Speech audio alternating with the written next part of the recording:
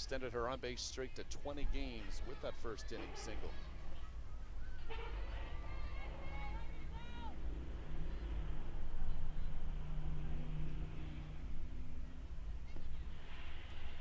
Not only is Henry's batting average well over 100 points better than last season, her walks are also up per game. 11 this season, had 14 all of last year. So what an improvement, freshman to sophomore a year for Henry. Oh, absolutely.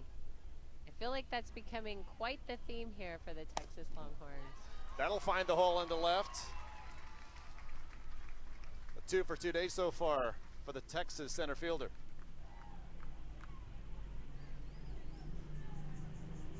Texas with success against Alexis Telford, who came in leading the Southland Conference in ERA 142. In fact, all these numbers, top 3 in the Southland coming in. Couple of shutouts, strikeout to walk ratio, and a whip of just over 1.1. First pitch strike to Mia Scott, who walked and scored in the first. Yeah, I think when we're looking at those stats and those numbers, you're a little curious when you see her inning counts down in the low 30s coming in, and I just expect to see that count rise, especially as they're getting into conference play. Runner going, and ball gets away from the catcher Becerra. Give Henry another stolen base. That's 21 in the season for the sophomore.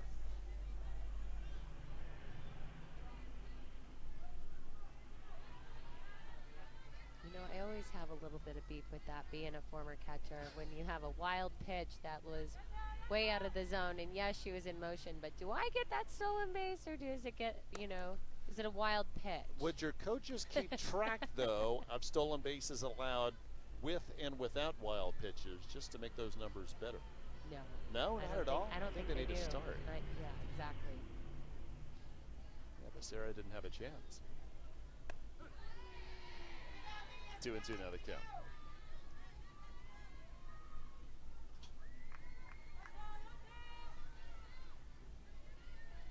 This time last week, Mia Scott named a Softball America Star of the Week, had 6 runs batted in the Florida series.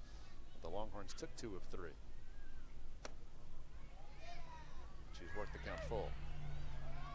And on her way to third, throw just went to the circle, and Telford and Henry catches SFA napping. Yeah, got a little delayed steal action there. Just out of breath.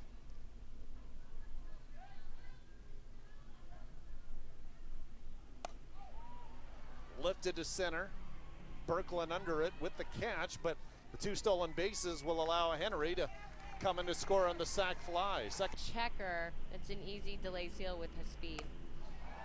Lifted off the bat from Reese Atwood. That's a Texas home run. No doubter for Atwood, her 13th round tripper of the year.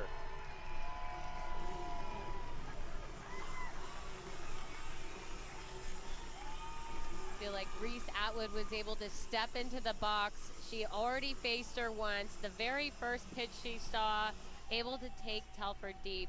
And I feel like right now Telford can't find a break in this lineup. Catcher, number 20, Kenny Stewart.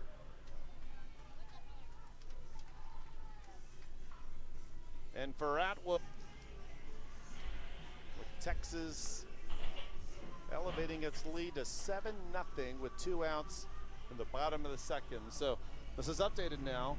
Reese Atwood has tied Lindsay Stevens for second all-time in home runs in her career, but she did it in 107 fewer at-bats. Mike White says Reese Atwood wants every offensive record. By the time her career is done, she just may get them. Well, yeah, and again, if you're just tuning in, she's just a junior, and we're right at halfway point of season, so you take a look at how many at-bats she's able to accomplish these numbers by. It's absolutely incredible.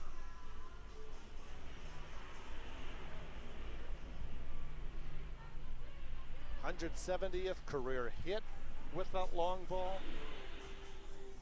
47 RBI, 6th in the nation. And now the Texas lineup will face Brooke Gaines, senior from Kingwood, Texas, an ERA of 5.53. She's 2-7 on this season. This is her first relief appearance of the year. First 11 appearances, all starts.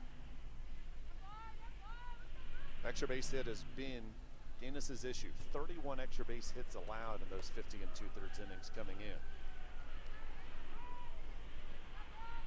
Katie Stewart, 2-run double in the first, opened the scoring. Well, she's on with no one on and 2 outs. So 11 RBIs her last 4 games. She had 9 over the weekend against Auburn. 4 for 7 up the plate. She was hit by a pitch twice.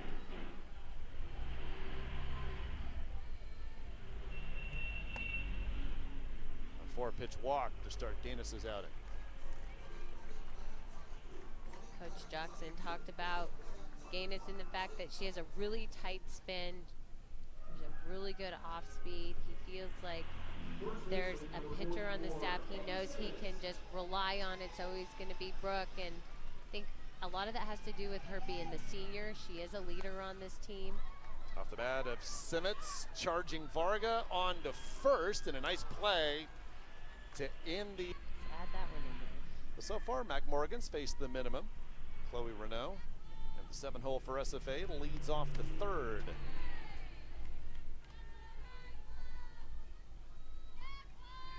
The last inning, the Jacks had a rally going from them. I mean, they got their leadoff batter on with the single. The next batter gets on with the single, Lily Bean. And unfortunately, when you saw, it was during that second AB, just a little bit of a wonky play, great defense by Texas, and you saw just the running errors on the base, and I feel like that just smothered that momentum they had. And then the next pitch, it was a 6-4-3 double play. Mia Scott in the right spot. 1 down. Yeah, Kamari Esther led off the second with the single, and Lily Bean with a deep hit into right center. One hopping the wall. Esther was stopped at third, but in the throw back to the infield, Esther was then sent home, and a heady play by the Texas infield to get her at the plate. And then Adeline Becerra would end the inning with a 6-4-3 double play. You do that so much better than I do. Believe me, what you're saying much more important on tonight's broadcast. Dribbler back to Morgan, and there's 2 down. So she's faced the minimum, 2 down in the 3rd. What's been the difference? Because she did struggle over the weekend against Auburn. Yeah, I think again, if you're just not paying attention to the ball or the ball movement, or you feel like you're not, an expert at watching pitches and locations, watching the outcomes, what are we looking at our scorebooks? We're seeing the ground balls happen. We're seeing a lot of ground balls, and when that's happening, that means her drop ball's down. That means she's keeping it down in the zone. And you go back, and we're looking at the 2 plays so far this inning, ground balls. In that last inning, there was one that's the double play, the 6-4-3, and then the first inning, 2 ground balls. So I look at that, I'm like, okay, she's keeping it below the knees. That's where she's wanting to live, and that's where she's successful. So Kelly Paul, the 9-hole hitter. Tough play for good, and Paul will reach base. So that's her 30th hit of the season and 73 at bat. She's hitting. Get it over your third baseman's head as they're charging in, and just far enough away to take a shortstop deep into the hole. And with her speed, I mean, that's textbook right there. And Paul's a great story. Her freshman year, played in just 20 games, started just 4 of them. She just had 4 hits on the season. Now she's up to 30 midway through the year. That's another tough play, and there'll be no play at all for good. And back-to-back singles for SFA as they look to get a 2-out rally going here in the top of the 3rd. Third baseman number 8. Michaela Berglund with a big hanging. That'll be a gapper to right center field. Paul scores. Berglund waved around third. It's a 2-run double for Lusk, and SFA's on the board. What a big at-bat right there. Just to build some momentum back, and knowing that you're trying to build back to get closer and back into this game. So for Mac Morgan, was able to retire the first 2 SFA hitters in the 3rd.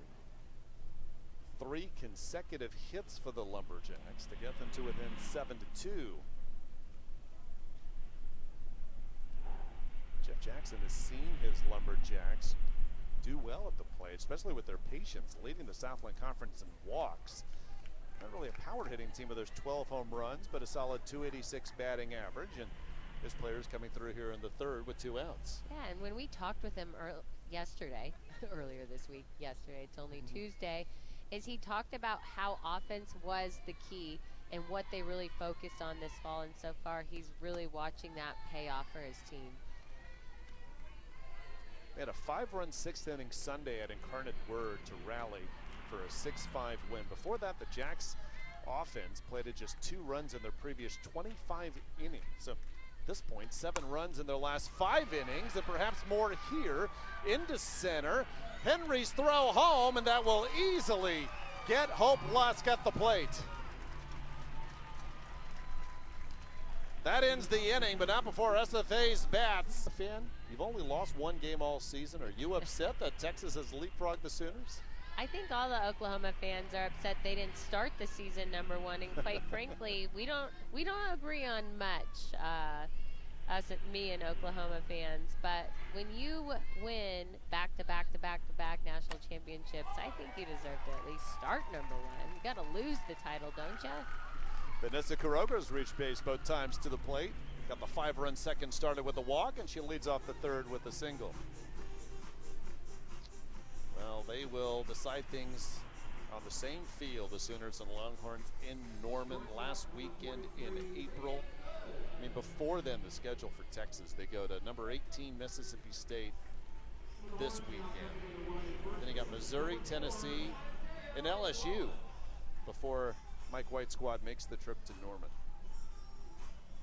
One thing you know now, following the SEC every weekend, as we do now with Texas being in the conference for the first year, every weekend up and down the SEC schedule, ranked versus ranked matchups, most of them. So we showed you the latest poll. Texas ranked #1, top 5 ranked teams in the nation coming from the SEC. Oh, by the way, top 5 in the RPI also for the SEC, although Texas 5th. 7 of the top 10 teams in the RPI from the SEC. As we know, I know it's still middle of the season. Some would say early looking at that, but it becomes such a big deal towards the end of the season, towards when you're starting to get into postseason play and taking a peek at that. I think what's interesting when you look at this is how many of these teams Texas still needs to play in this season, and that should keep their RPI very high. Also tells you right, with the rugged schedule coming up, if Mike White's team begins to slip, then are you wondering about a top 8 ranking? It's amazing to say now because they're 31-2, top rank in the polls, but that schedule is a monster coming up beginning this weekend in Starkville. Oh yeah, and of course they're going to go ahead and play OU, of course, and that's towards the end of the season. But there you can see Mississippi State, Missouri, Tennessee. Oh, by the way, you're looking at Missouri. They may be unranked, but that's the team that took the first loss of OU. So there's no team in the SEC you can really take your eye off of or sleep on. But yeah, you're going to see Tennessee, you're going to see LSU and Oklahoma. And at Tennessee, you got Carlin Pickens, even though they're sitting there at number 10, she just got clocked at 78 miles an hour, 78.2, which is just absolutely incredible. I mean, the fastest thrower, the hardest thrower I know before that was Monica Abbott, and I thought she was living at 72, 74. I'm sure if she was listening to that, she'd tell me it was a little bit faster. And they used to tell me that was equivalent to about 98 to 100 miles an hour, since we only throw at 43 feet. So that ball is humming. Texas will see her April 11th through 13th. So here's Katie Bennett. 2-run double in the second inning. Adea Wallace is the runner at second after her stolen base, and Leanne Good, drawing the walk, is at first. First full inning in the circle for Brooke Gaines. Mentioned how she has struggled this season, but she's had to go through multiple injuries. Had surgery over the offseason, hamstring and hip issues. She pitched through a torn labrum last year. pitched with a broken thumb in her glove hand 2 seasons ago. So it's good to see her out there. Lifted, and it'll fall in front of Varga. No play. Bases loaded. Again, a seeing eye single. How many we've seen for these for Texas? Can't at first either. Big cut for Maloney. 0-1. Sac fly in the second. The reigning SEC Player of the Week after she grounded out her first time up. Bases loaded, no one out. A 7-2 Texas lead. To right, Kaylee Paul under it. Tagging from third is Wallace. Here's the throw off target, and it's 8-2 Longhorns.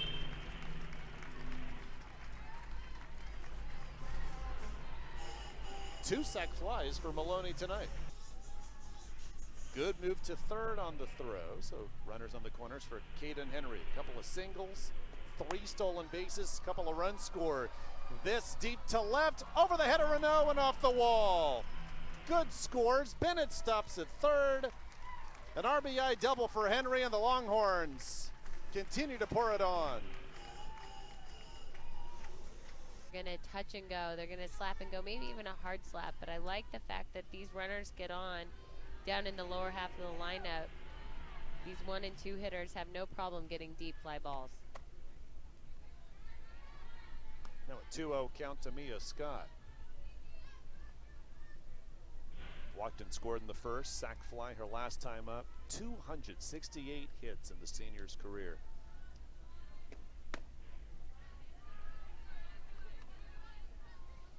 And Mike White says, seeing her growth the last 3 years, says she was introverted at first, maybe didn't want to speak as much in front of a room, and now the opposite. Very comfortable as a leader, speaking her mind to others. And I assume that includes Mike White.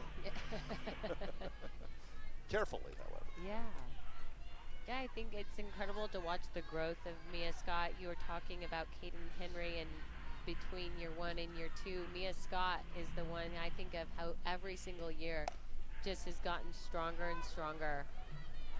Bean gets to the bag in time. However, Bennett comes in to score. And it's 10-2. So another RBI for Mia Scott. Coming off a career-high 56 runs batted in last season. But look at that batting average, improving now to 465 coming into today.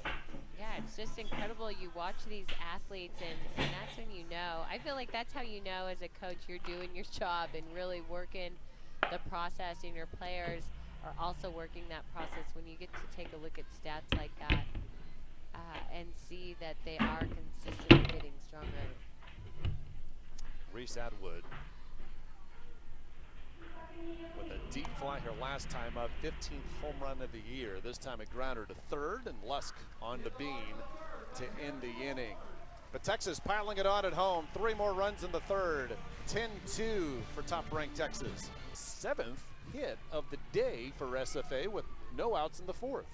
I mean, they are coming to play. The way that they've had their at-bats, I love that this is the first pitch that she sees, too, off of the relief pitcher, and just ready to swing it. Now Lily Bean.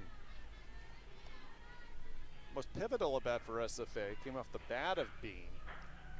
A one-hopper off the wall in right center. Kamari Esther stopped at third, and then on the throw back to the infield, Esther tried to catch the Longhorns napping, tried to score, but was gunned down easily. That kept the Lumberjacks off the board, and then Texas exploded for 5 in the bottom half of the second inning to go up 7-0, and they've been in control since. 2-0 the count to Bean.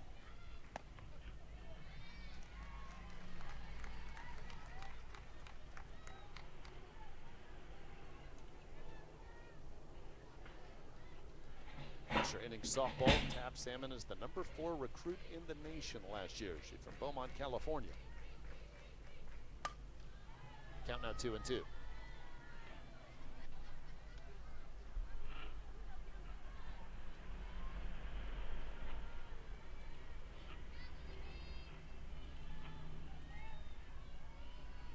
The sun no longer over McCombs Field. That's a good thing. We hit the 90s today.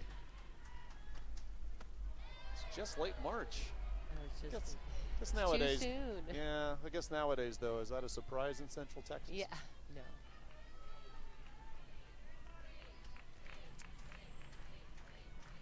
Payoff coming to Bean.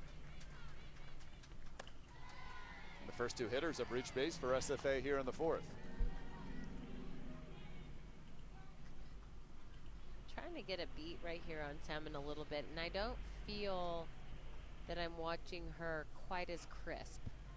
And so and that could be a relief situation compared to doing a starter, but you know, I think she had plenty of time to know she's getting in, and now it's just about getting a rhythm, but trying to really follow where it is that she's missing on some of these pitches, because I do feel like an account that she was in, I don't know that that was necessarily supposed to be a rise ball up and out. Cindy Hagman comes on to run at first base, freshman from Mansfield, Texas.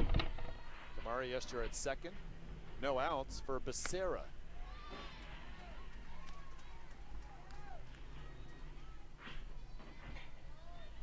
Mac Morgan with the first 3 innings of work in the circle for Texas. Allowed 2 runs on 6 hits. And now Salmon in trouble in the fourth. Off the glove, no play. Bases loaded for the Lumberjacks.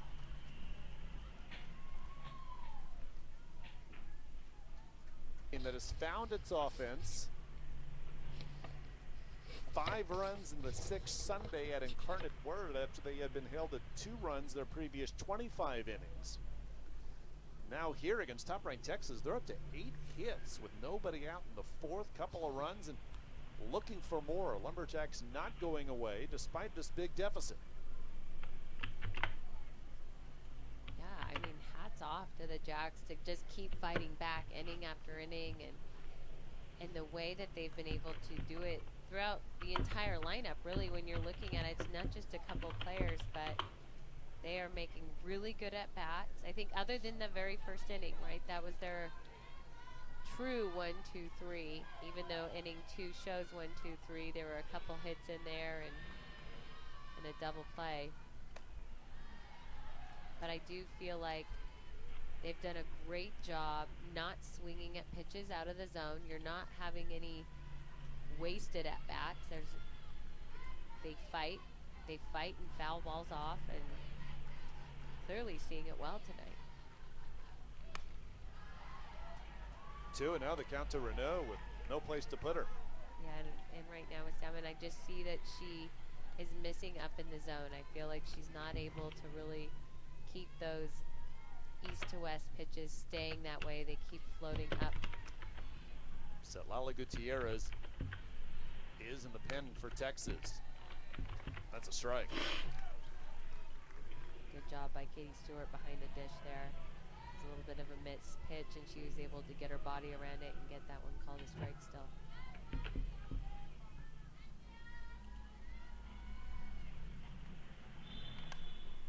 Foul back.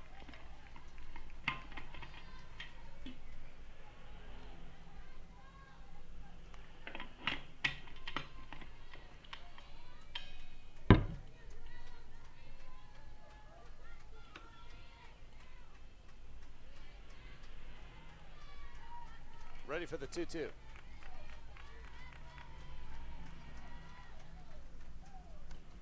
Just got a piece.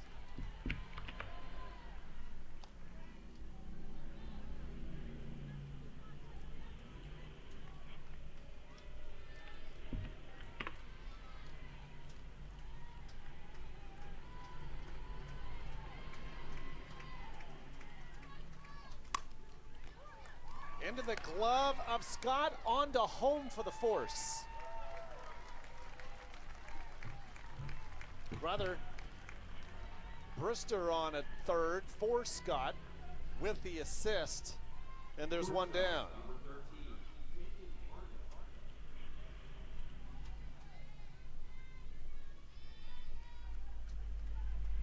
So here's the 4'11" freshman Jamie Varga. Bases still loaded, 1 out.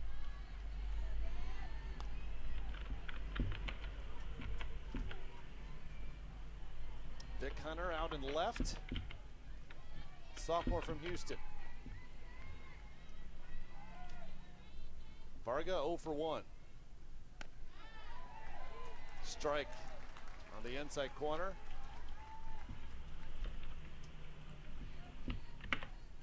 With one down here in the fourth.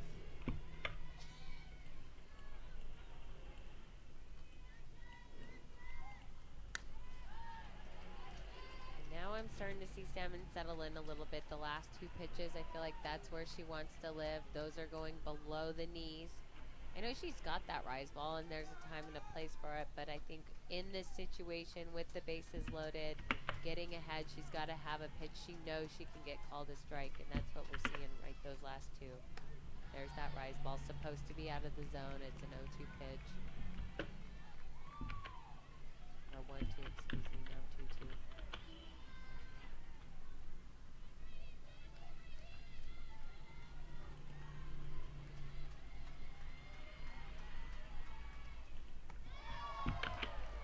It's a nice change up right there, just a bit outside, but that able to pull a string on that. Jeff Jackson calls Jamie Varga Altuve, as in Jose Altuve, standing at just 5'5" with the Astros. Varga at 4'11", awaits the payoff. Works the walk, run scores.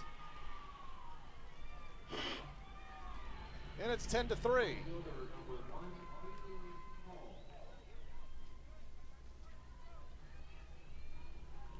How about the job of Varga working the walk? And the bases remain loaded for Kaylee Paul, SFA's best hitter. Singled and scored back in the third. First pitch strike. Just 4 hits in limited action her freshman year. An amazing improvement, hitting over 400. 15 runs batted in after 0 last season.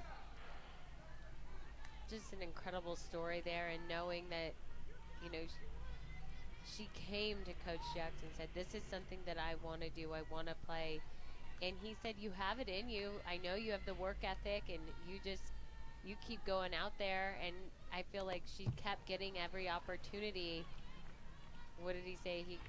That once she started playing and doing well, she said, this is fun. It's like, of course it's fun, especially when you put up numbers like that. She started the season 8 for 8, reached base in all 10 of her plate appearances, and at one point Jeff Jackson just started to laugh. Yeah, and then asked Paul, how are you feeling? And she said, I'm having fun now. We're always having fun when we're 8 for 8. Well, even after no longer reaching base every plate appearance, Paul has remained hot with that over 400 batting average. 2-2 from Salmon. Back to Salmon, on to home. And that's the only play, 2 away.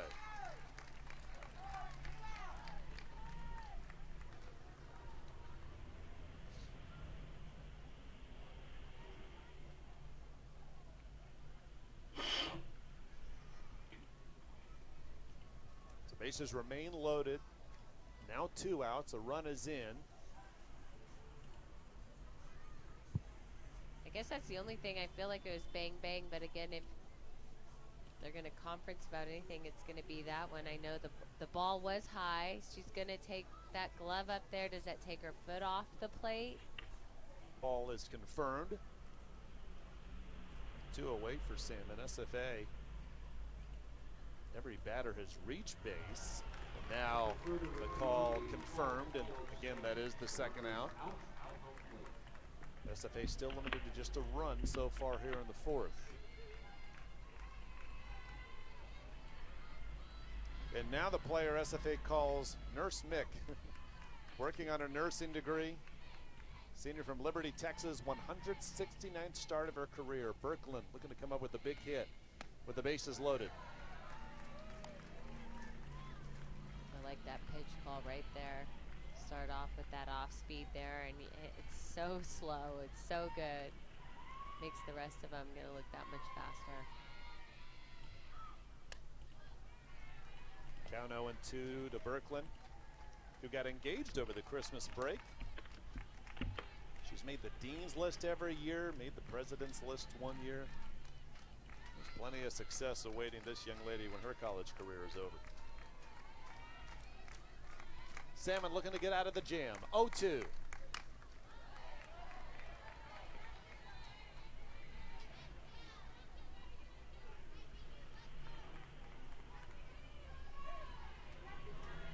Oh, he's so impressive. To hear that be the lead off to, like, where do you have the time? You know that you're clearly doing your studies.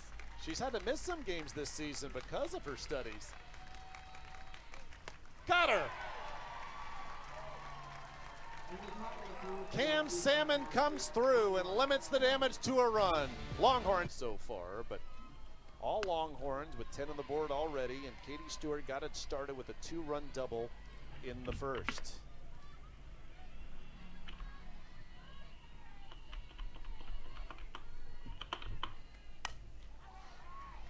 To short, Varga on to first in time.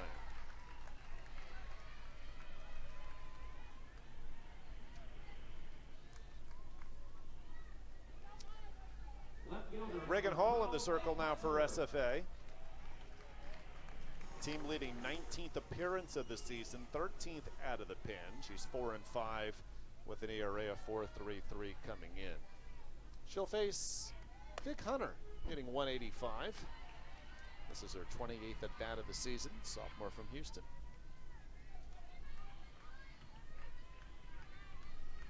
Hunter in the 6th hole when Katie Simmons began the game.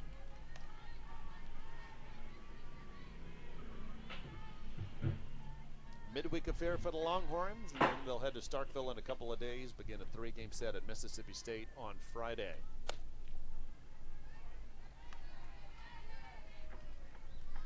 So are you saying that if we asked for these types of awards when you played at Texas, would you have won the more funny than you think award? Well, maybe not, because I think everyone, it shows. That is ripped into left for a base hit, and Hunter is on with one down.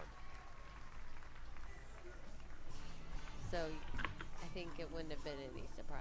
Not a This is surprise. supposed to be a surprise, right? No, you're not. So they knew you were funny. So you couldn't be more funny. And I guess than it you could depend what you think funny is.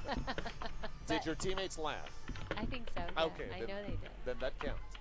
And you've worked with Kat. You'll have to ask Yeah. her. But I bet there were times that she'd be like, Megan, can you get a little more serious? Was that to match her approach? Yes.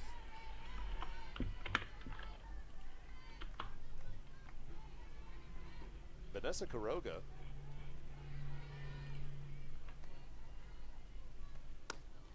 walked in the second and scored.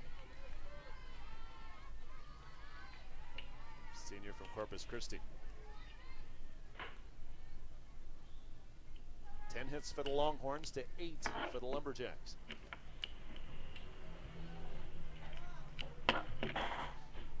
For Reagan Hall in the circle, she's going to be their hardest thrower. She comes in around 66, 68 miles per hour. Has a heavy drop ball. But as Coach Jackson has said, she can chunk it sometimes. So that means in Texas twang, I feel like it just, you don't have as much control, and that's what she's working on right now. And I think you're watching that with the catcher behind the dish, just not able to glove each pitch right now. Vance, and a misplay, but still it was Vance able to step on the bag. Quiroga reaches on the fielder's choice. And now Leanne Good, who's scored her previous 2 trips to the plate. That gets out of the glove of the catcher Becerra, and Quiroga moves over to second. Really, I don't see her as just throwing the ball. I think that is a very heavy drop that she has, and because you're watching the catcher track it, and then all of a sudden it dumps, and she's just not able to squeeze onto that thing. 1-0 in there for a strike. Yeah, Jeff Jackson tells us that Hall, who's a freshman, will get the keys to the staff next year with so many freshmen coming in. So the pitching staff may be even younger overall in 2026 for the Lumberjacks. But 8 freshmen in the 2024 class, 9 in 2025. Much like you've seen the last few years with Texas, and you're seeing it bear fruit with the stars as freshmen a couple of years ago, now upperclassmen. That's what Jeff Jackson is hoping for in the Southland Conference with his SFA Lumberjacks. Oh yeah, I mean he has to rebuild. He's trying to rebuild, and what that means, a lot of newcomers, a lot of new faces.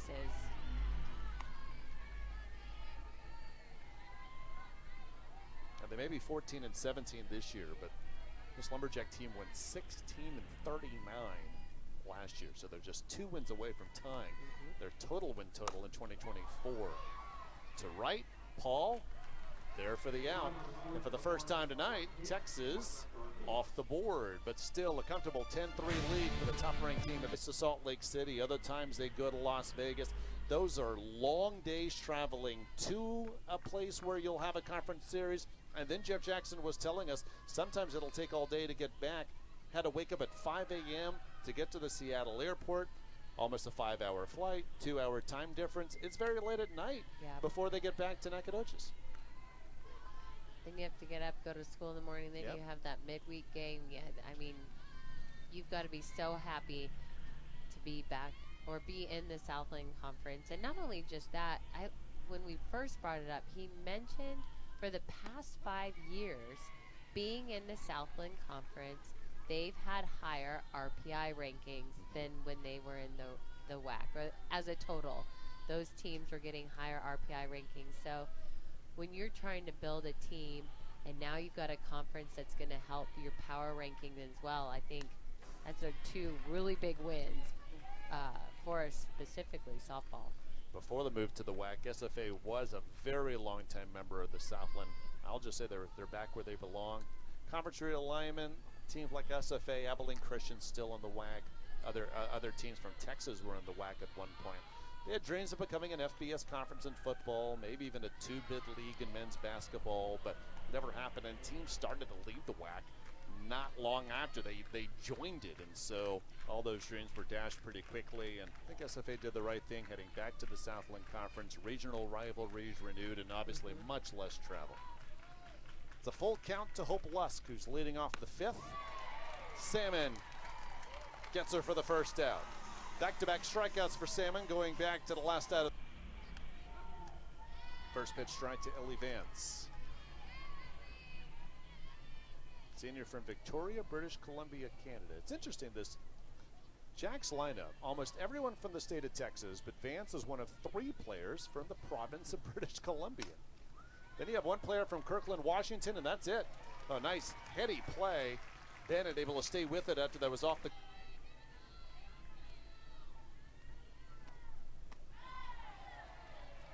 First pitch strike to Esther. That's the way she started Hope Lusk with that first pitch change and the way she's able to locate that. Looking real good right now.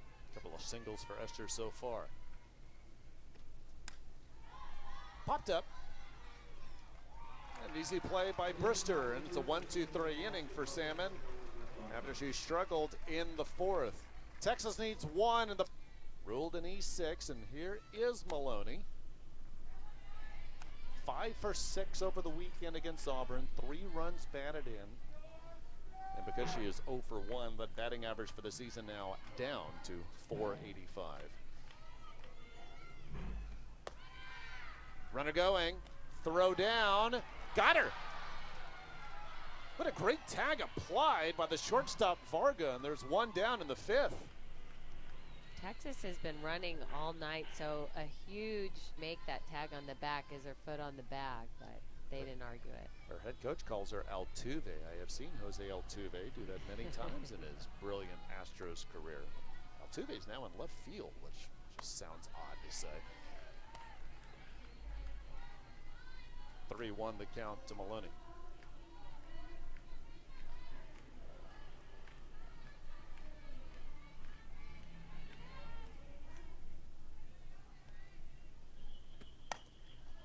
That's foul.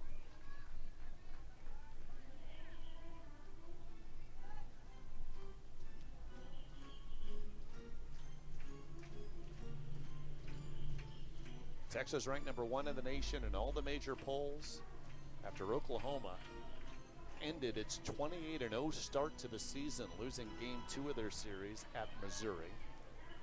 Sooners 29-1 coming into today. Here's the payoff. Lined into the glove of Varga.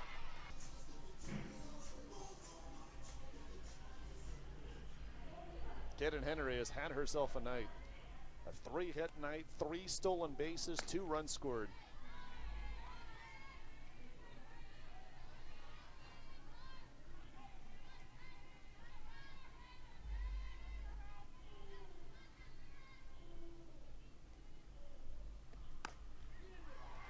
She'll reach base again.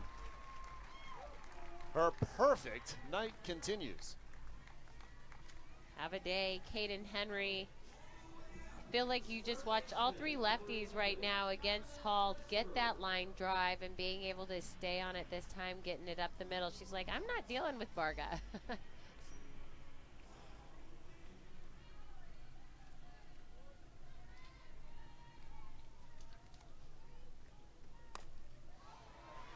Lifted and will fall fair. On her way to third is Henry, then it gets away. Henry coming in to score. And that will do it. An 8-run lead for Texas in the bottom of the 5th means the Longhorns have run ruled the Lumberjacks, an 11-3 victory.